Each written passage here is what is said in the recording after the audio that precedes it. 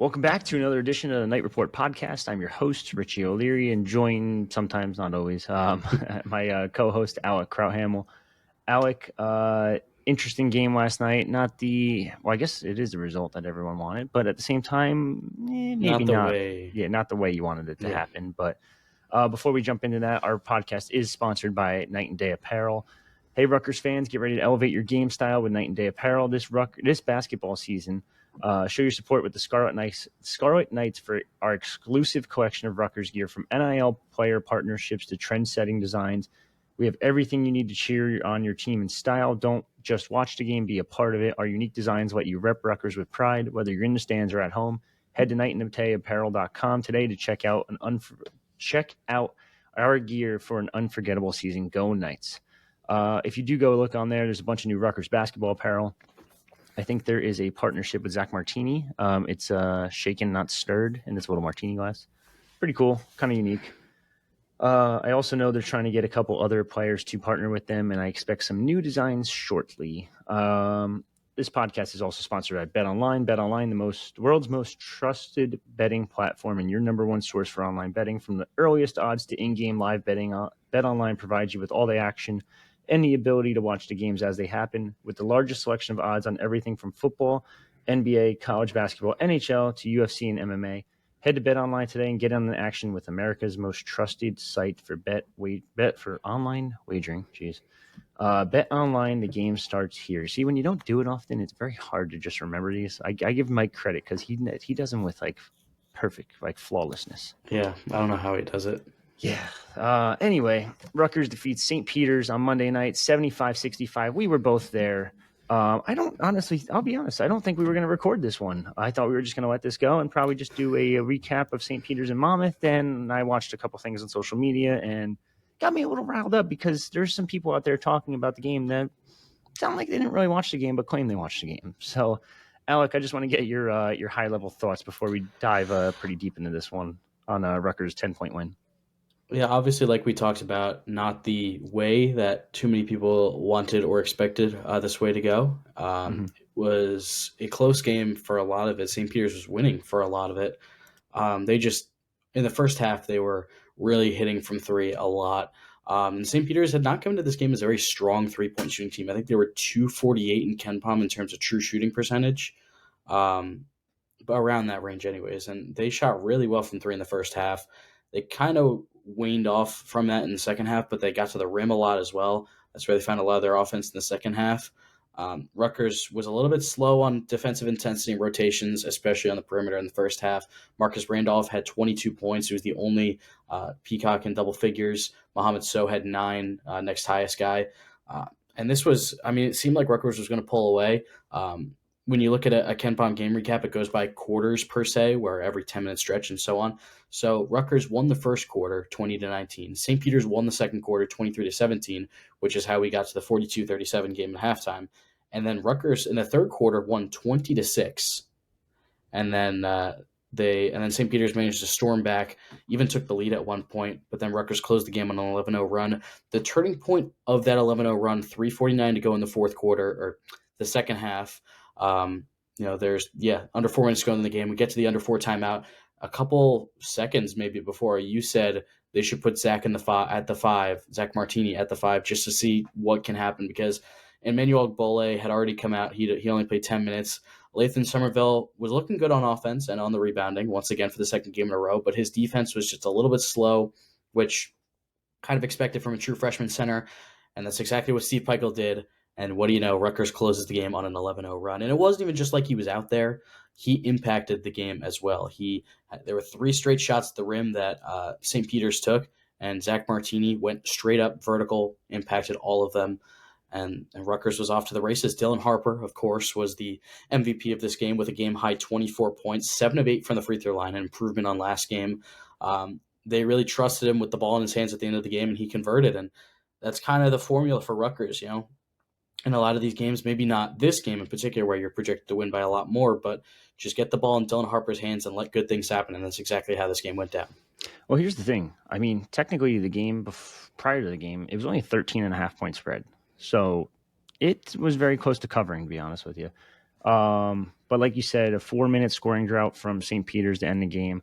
1 of 10 prior to one of 10 to end the game for St. Peter's. 11 or 13-2 run for Rutgers to end the game. It just everything started to click for Rutgers in the end. Lathan Somerville, very good game. I know the big man position was criticized quite a bit. I'll tell you right now, I'm probably Emmanuel Ogball's biggest hater, but I thought he actually played a decent 10 minutes. Now, he only played 10 minutes, so it's hard to really judge how I shouldn't say how well he did because he did well in those 10 minutes, but you got to get him out there a little bit more. He played, I think it was five. I think it was actually split down the middle. I think it was 5-5 in the first half and second half. But Lathan came in. Lathan was great offensively. I think there's a couple times where Lathan does a little too much with the ball, and you could disagree with me on that one if you want. And then, like I said, Zach Martini at the 5. It's late game. Emmanuel's not playing. Lathan is a true freshman, a little bit slower with his footwork here and there, especially on the defensive end. And you saw Zach Martini not even stuffing the staff cheap, but going up for the rebounds, boxing people out, letting other guys get rebounds. And I said this to you during the game. Not only did I say, hey, they should put Martini in late game because he's just a better defender better defender in the paint, and he's just more physical too. He might be undersized, but at the same time, he might be arguably the most physical guy on this team because he's not afraid to push people around. He's fighting for jump balls. The one I think you said it during the game, he's like basically got suplexed a little bit. He's just very aggressive, and I honestly think, even though he's not going to put up the rebounding numbers, he's probably the guy I want out there most when it comes to needing a board.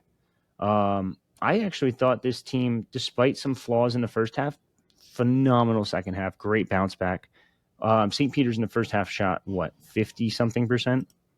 I can't find it. Yeah, in the 53%, 6 of 12 from 3, yeah. 0.1 was the difference between cutting it in half in the second half. It was 26.7 in the second half for them. They shut them down in the second half, and that's Steve Peichel's MO.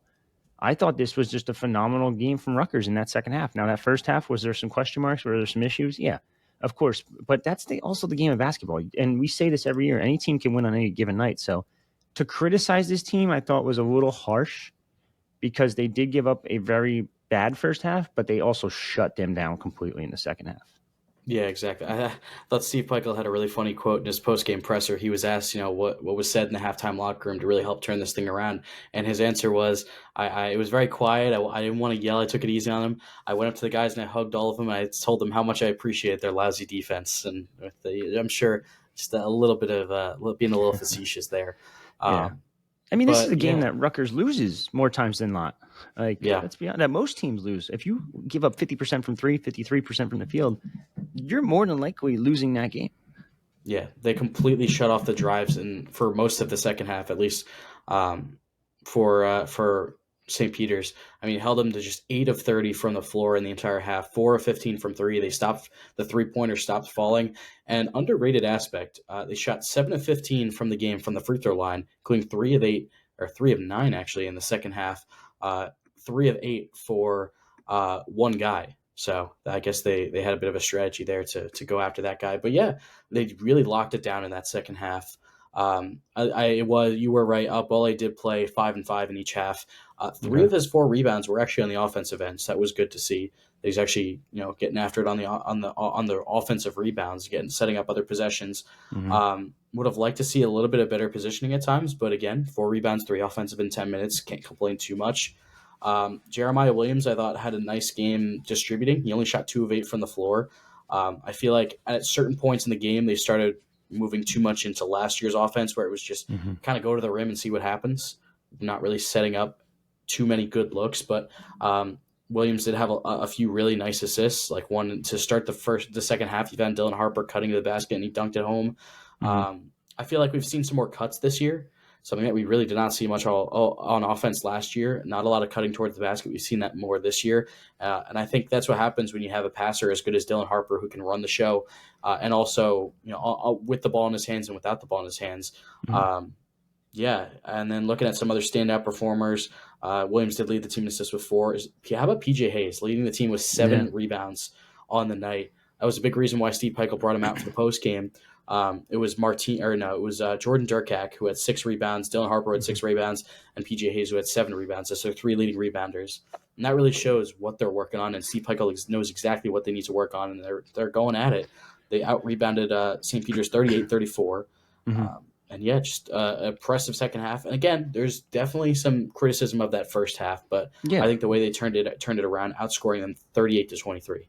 Yeah. No, 100%. They got them into foul trouble too. They had 1, 2, 3, 4, 5 guys in foul trouble, if you count 3 or more as foul trouble technically. 3 guys had 4 or more, and 1 guy actually fouled out.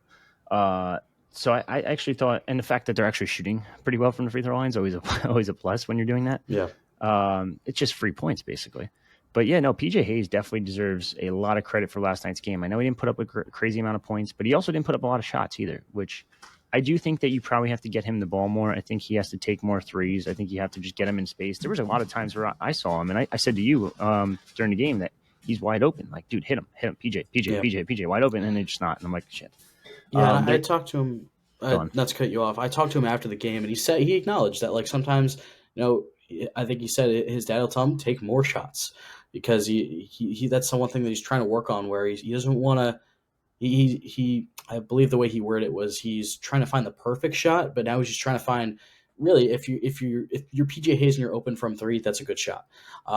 And we saw one in transition where Lathan Somerville, a really good stretch. Lathan Somerville gets a nasty block on one end on defense, and then Jermichael Davis turns around, finds a trailing PJ Hayes in transition, he drains it.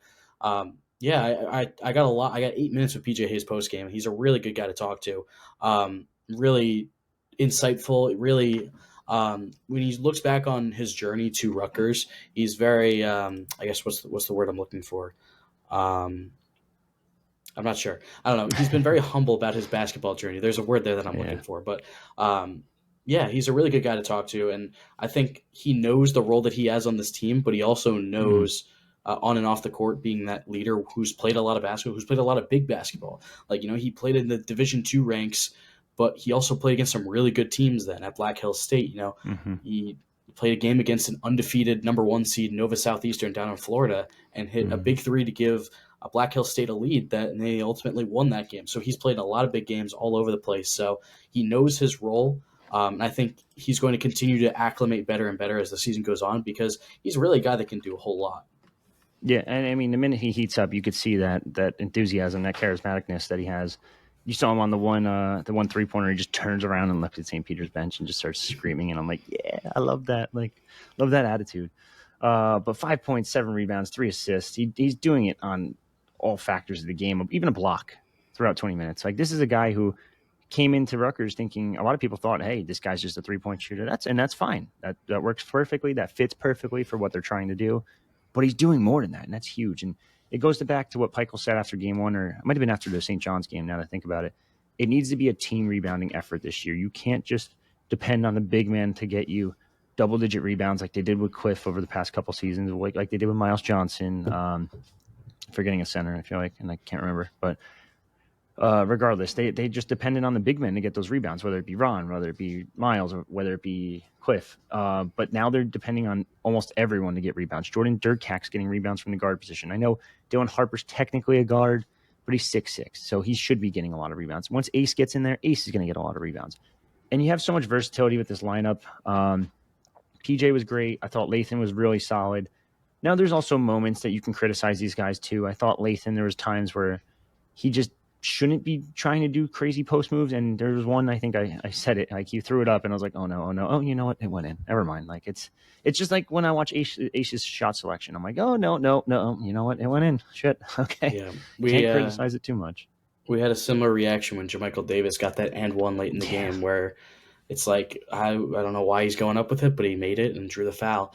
Granted, he did shoot 3 for 4 for 7 points. Yeah. So I think it was improved on his end. But there's, I think there was one also, his one miss, I believe. He went up, I think it was a 3-on-1. I don't remember if it was him or someone else. Went up on a 3-on-1 and probably should have given it, or definitely should have given it off there. But I mean, that's just kind of how the team building process goes. It takes a little bit when he is, as a true sophomore, the most experienced guy coming back from on Rutgers that's played the most games coming back. So it's just kind of how it goes. Yeah, there's definitely going to be things to work on, but that's why they kind of padded the beginning of this non-conference schedule with some winnable games. Yeah, no, I mean that sequence. I actually saw on Twitter, PJ Hayes' dad actually talked about it, and he was spot on with it. I When saw it's that too. 3-on-1, you can't be going up against the one guy. Yeah. Someone's got to be wide open. You got to be able to pass that. There's a couple sequences this game and last game between Jeremiah, between Emmanuel Ogbol. There's just so many. The one last night, Emmanuel Ogbol, they almost hit the top of the backboard. And I'm like, oh my god, what are we doing? It led to all good things, though, because Dylan got the offensive rebound and Yeah. put it back. So it ended up working out then, but there are situations where there is definitely some concerns with this team. I think big man spot is definitely a concern because you can't play Zach Martini against a Big Ten slate constantly. Can you play him against a couple teams? Yeah, 100%. I even think look at last year. We were talking about this in the parking lot after the game. Last year he held Cliff pretty admirably, and they beat Rutgers when he was at Princeton. So I think there's games where he can suffice as that starting five, but I also think there's games where you're going to need Lathan to step up. You're going to need Lathan. You're going to need Emmanuel to step up. Emmanuel specifically because he has the muscle, he has the body. He just it seems like he's just still struggling to learn the game, and I get it. He's very new to it, but there's just got to be a point where you have to learn like stop ball watching, put your body on, literally just put your body in front of someone. That's it. You are so massive and so big and so lengthy that they can't get around you. You should be grabbing it. You don't even have to grab the rebound. Just push the 7-footer out that way. And let someone else pick it up. Yeah. Yeah. I think that's the most frustrating part at times when you watch him play because, like you said, he has all of the physical tools. He's 6'10", 280. He's massive. Freakishly jacked. I think Peichel, I don't remember if he said he's bigger than Cliff. I think Cliff had longer arms, but still something along those lines. It's just some of the fundamental stuff. He's not the best at boxing out. He's not the best at putting himself in a good position. But Rutgers doesn't really have time to let him do that. This is the year. This is the year you got to go. So if someone else is a better option, like a Lathan Somerville or like a Zach Martini, unfortunately, you got to take that. And unfortunately, like I said, they just don't have time to let him develop on the floor where I think he could. Obviously, with Jay Young in the fold, that's going to help. But they don't have time for him to do it on the floor. Yeah. I mean, if I'm Rutgers, I'm just straight up box out drills for the rest of conference play. Every practice, Emmanuel, just stand here. I want you to box the hell out of Grant, I actually put Grant, I would put Martini and try to let those two get boards against him because those two are going to fight for him. But I mean, I also would love to see how this lineup's going to be impacted when Ace gets out there. When Ace is out there, he's going to have to drag his defender out, number one, because he can shoot, he can drive, he can do anything, honestly. On top of that, when you have length of Ace with Martini out there, potentially with Emmanuel, or Lathan, whoever you want to put at the 5, I think that the rebounding is going to come a lot easier for guys like Dylan, for Durkak, for Jeremiah, et cetera, et cetera, et cetera. Name anyone on this team. I think it just makes such a difference when you have a 6'10" wing, guard, forward, whatever you want to call Ace. Yeah. So I think when he's back, it's going to make a huge difference in the rebounding. Of course, it's going to make a difference in the scoring and defending. Ace is a very underrated defender. I know. I think Andy Katz actually had him honorable mention preseason All Big Ten for the defensive team. So I think that's a factor. And I think once Tyson Acuffs gets to full health, you have another scorer. There's so many options on this team that to be worrying about this team after a 10-point win when they were favored 13, I think is a little dramatic, if I would say so. I think the fact that they're 2-0 is a hot start because you're again missing your best player. Your sixth man is coming off a broken foot and he's playing, but he's not fully healthy. So, and Jeremiah Williams isn't healthy either. You see that giant shoulder brace he has on him. So yeah, and I think another thing that people aren't exactly thinking of where. Right. The teams that Rutgers is playing, they are of the weaker side, obviously, some of these low majors. But these are teams that have been to the NCAA tournament and you're getting their absolute best shot. So when you combine those two aspects, you're going to get surprised a little bit, I guess I'll say, where some of these games are maybe closer than you would have liked. You're going to get St. Peter's best shot, a team that has played in the NCAA tournament twice in the last 3 or 4 years. You're going to get your best from Wagner, who won their conference last year as well. Mm-hmm. You're probably going to get the best from Monmouth and Merrimack as well, considering those are two teams. Merrimack almost won their conference the past 2 years since they even joined Division I, and Monmouth has always been a pretty good program under King Rice as well. So you're going to get these teams best every single night.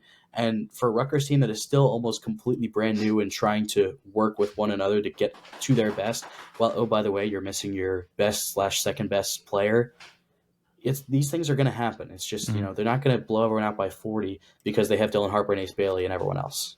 I mean, and let's be honest, like Bashir Mason said it post game. I don't want to play Kentucky. I don't want to play Arizona. I don't want to play Gonzaga. I want to play Rutgers. Quote. I want to play St. John's. I want to play Seton Hall. These guys get up for this game. They see a ranked Rutgers team. They see a higher level team than them in state and look at them and say, hey, they didn't offer me. What the hell? Why didn't they offer me? Like, you know what? I'm going to show them why they should have offered me. And these guys always step up for games like that. Isn't Stevenson actually from the Patrick School? The kid who dropped like 23? Marcus Randolph? Randolph. I said Stevenson, yeah. Let me check. I believe he was, but... I mean, yeah, like you said, I love that quote, by the way. Yeah. Willingboro, sorry. He was at... Jersey. Yeah. He was at Richmond before, and now he's at St. Peter's. Yeah, he went to Archbishop Wood High School. Yeah, still a Jersey kid. You step up for this game. Like, it's like, hey, the high-level in-state school looked at me, they saw me, and they didn't offer me? Like, what? Watch what I'm going to do to them. And then, like, this is the basketball program in New Jersey, I would say, right now. And 100%. you have a bunch of Jersey kids that want to get up for that. Yeah. Plus, they didn't lose to Fordham, so I mean. Well, that's also true. They also didn't lose to Columbia yet. So. Yeah. Oh, don't even say it. Well, I'm just saying, Yeah. No, it's just this is a game, and it's basketball at the end of the day. We say it every year when tournament time comes. It's a guessing game most nights. For the most part, you could probably say, hey, Team X has 10 times better players than Team Y.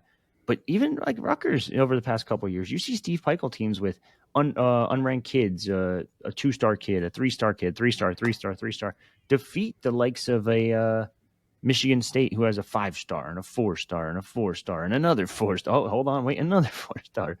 And it's like, yeah, and Indiana stacks 4-stars and 5-stars, and Rutgers beat them how many times in a row? 11 straight times, I think. Yeah, so let's be honest. Like, it is basketball at the end of the day, and it's just sometimes the ball goes in the hoop, sometimes it doesn't. So I think they knew what they were doing. I think that they struggled in that first half, and that second half was just huge. And I think this is – I know listening to another podcast, I'm not going to name them because it's just not worth it, but – they said basically it's like Dylan Harper's show and that's it. And I'm like, I look at this team and I'm like, you really didn't watch that game if that's what you're saying, because that's not even remotely true. And they credited Lathan Somerville, and I get that. He had a good game. But again, PJ Hayes, great game. Zach Martini didn't stuff the stat sheet, but great game, I thought. He basically willed that defense to holding St. Peter's scoreless over the last 4 minutes. Durkak, dimes. Like, I posted like 3 of them. So if you're not following us on Twitter at Rutgers Rival, slight little plug. There were so many clips of just Jordan Durkak playing really good defense, hustling, falling on the floor, and then just throwing dime after dime. And I didn't even expect him to be that good of a passer going in the season. Yeah. I'm starting to think he might be the best passer on the team. Now, that's probably not because Dylan's right there, but it's just there's so many different weapons on this team. And you see Dylan play off ball, and it goes back to your the cutting thing that you were talking about before. You see Dylan playing off ball and just making cut after cut. PJ Hayes hits him on one. Jeremiah Williams hits on him on another. The one he missed, it was technically a reverse, and he was this close to hitting it too. He ended up getting a foul, which was fine because he hit I think he hit 1 or 2 free throws. I forget if that was the one he missed. He went or not. 7 for 8 on the night, so he missed 1 eventually. But yeah, there's just many aspects of this team. I think it was his first. He missed his first free throw that night, and then he made his next 7. So yeah, if I remember correctly. Even like J-Mike. Like J-Mike had despite that one stupid shot, I thought, on the 3-on-1 sequence. But other than that, he had a pretty good game. And that's a kid that was shooting piss poor last year, and he's turned it around completely. So I thought, all things considered, yes, shitty first half. Yes, great second half. And that's basketball. If you can adjust and teach your team how to adjust and make different substitutions, different rotations, and just kind of pick up in the spots where you were kind of leaving guys wide open at one point in the first half and just shut them down in the second half, it's huge. And again, they're still missing their best player, and they still almost covered. Let's relax a little bit. It's game 2. And what, 8 new faces on this team this year? 9? 9, I think, yeah. 9, yeah. So let's relax a little bit before we start attacking this team and saying, it's the Easton Dillon show. And then I saw someone else saying, They roped Dylan just roped Ace into this, and I was like, "Are you kidding me? Like, shut up!" Like, Ace committed 11 months before Dylan did. Yeah. The Knighthood podcast from back in the summer, where Dylan says that Ace got his offer, and then Brendan Knight immediately calls him and asks him if he's committing, and Dylan responds with, "If Ace commits, I'll commit." Yeah. Let's be honest. It's a lot of uninformed narratives. I'll say that.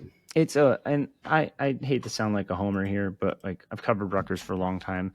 There is a national like hatred on it, which there's been a lot of stink around the programs. I'm not going to deny that. These programs have been dog shit for more years than I've been alive. Yeah, that's probably right actually. But they bounced back quite a bit, and it's gotten so much better over the years. And I just feel like people are afraid to like admit it sometimes. To be honest with you, this isn't supposed to happen at Rutgers. This isn't your father's Rutgers. Put it like that. That's the old saying. So it's just I feel like this team has gotten a lot better, and that second half was perfect basketball, and that's what you expect from a Steve Pleichel team. Particularly those last 4 minutes, I'll say. Really, there was one. You were talking about sorry, I spaced. You were talking about Jordan Durkak and his passing. There was one dime that he had to, I think it was Zach Martini, where he's posting up on the right side. I don't know. I'm pretty sure this was one that you clipped. Like I told you to clip it right after it happened. I insisted that you clip it. Or Jordan Durkak gets the ball. He's posting up on the right side, kind of in the short corner, and then he turns around and just whips it with one arm over to an open Zach Martini in the corner, and he drains it. And that was late in the game. That was a big three that gave Rutgers. I think it gave him the lead back at one point too. So yeah, the fact that he could play a big role in this team when it comes to, it was early in the second half. Yeah, but it gave Rutgers lead back. So yeah, the fact that he has that ability as well is really impressive. Yeah, this is just a beautiful pass right here to see that not only spot the open man, but look at Jeremiah actually calling out the screen and everything. Yeah. And you know what the worst part is? He was on the elbow. Jeremiah did the same thing a little bit earlier. It might have been earlier. I don't know when he did it exactly, but I don't know when he did it exactly, but he did the same thing on the no, it was first half because they were shooting on the other side. And you remember he got the offensive foul call because of it, because he threw the shoulder on the screen, which he didn't have to because there was a wide open PJ Hayes and he nailed the 3 too. I think that was like the first play of the game. Maybe first it was early. 2 or 3 plays of the game. Yeah, it might have been that early, but this is just really smart basketball from Durkak, really smart basketball from Jeremiah, and actually I'll give Emmanuel Ogbol credit because he actually got out of the way completely. Yeah, and he sealed off as well. I thought he's had a couple really nice seals where that's what we talked about, just using his body and using what he has to just using his size to get around him. Off. Yeah. Yeah, there you go. Nothing crazy, but Zach Martini's ability to shoot is going to be phenomenal. I think PJ Hayes' ability to shoot is going to help you a ton.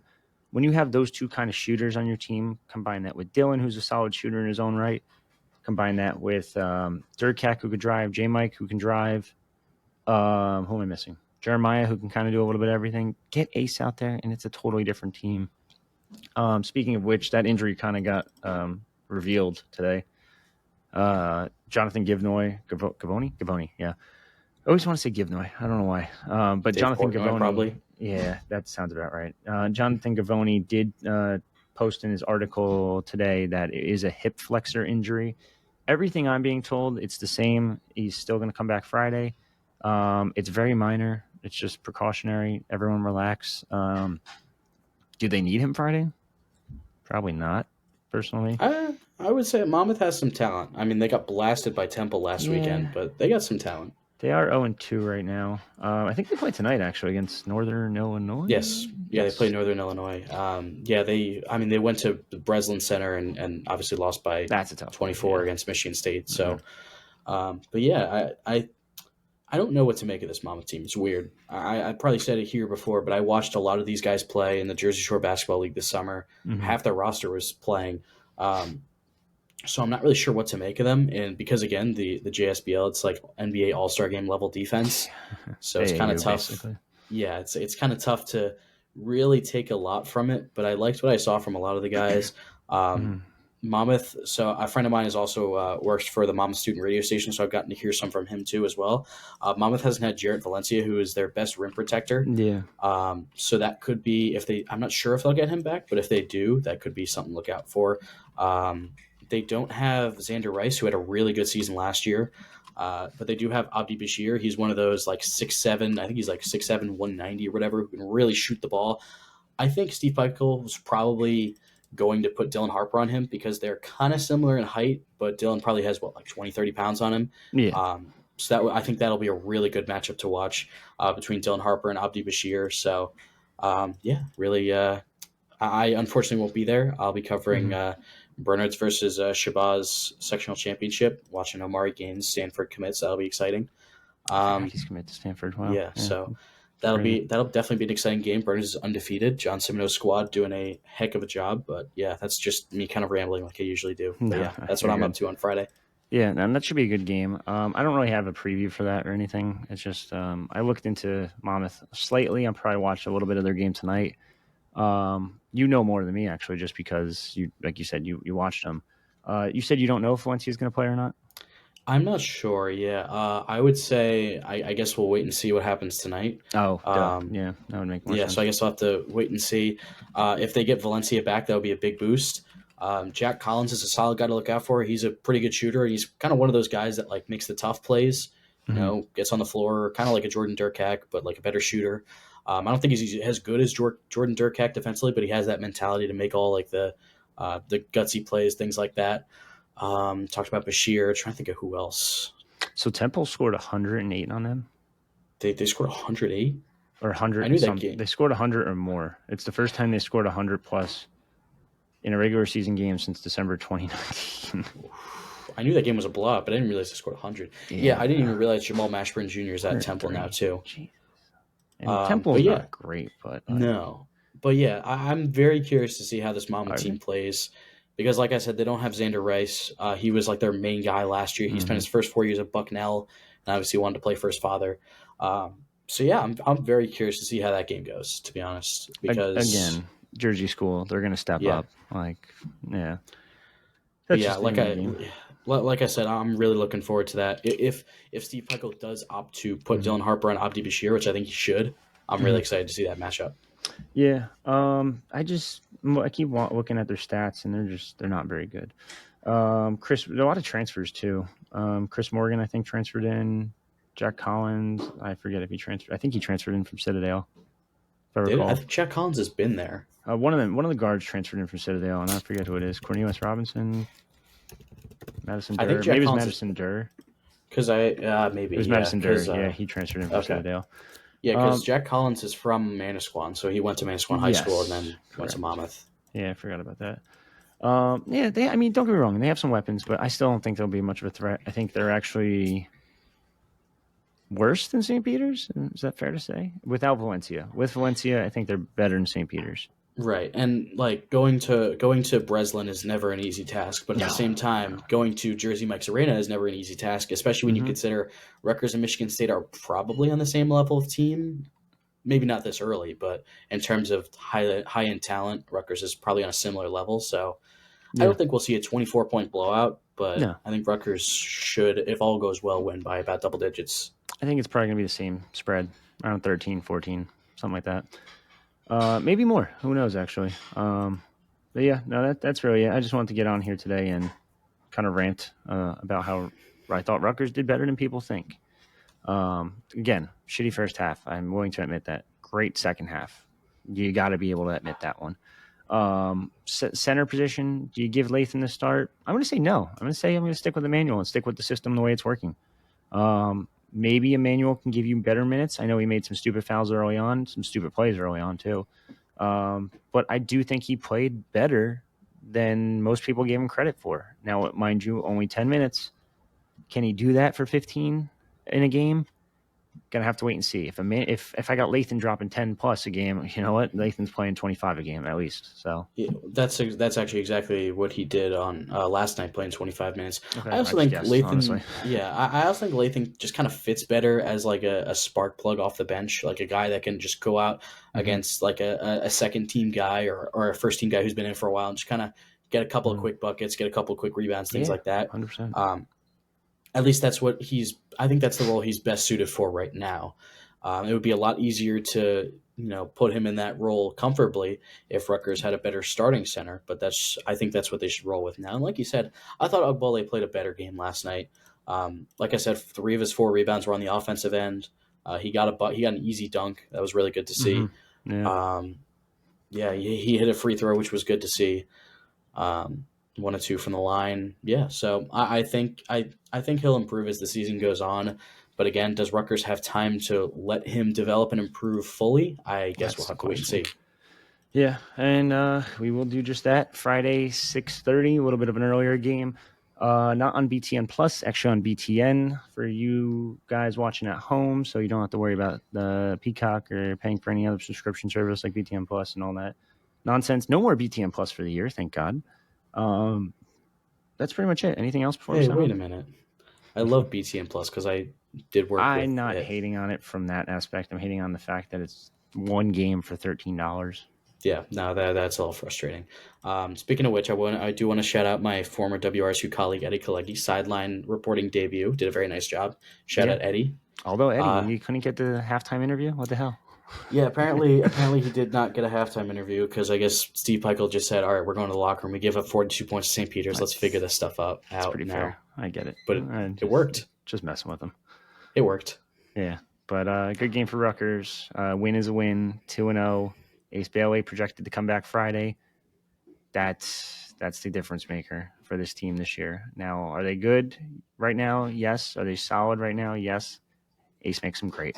So we'll wait and see what happens. See how healthy he is. See if he even plays. But for me and Alec, that's another episode of the Night Report podcast. Signing off.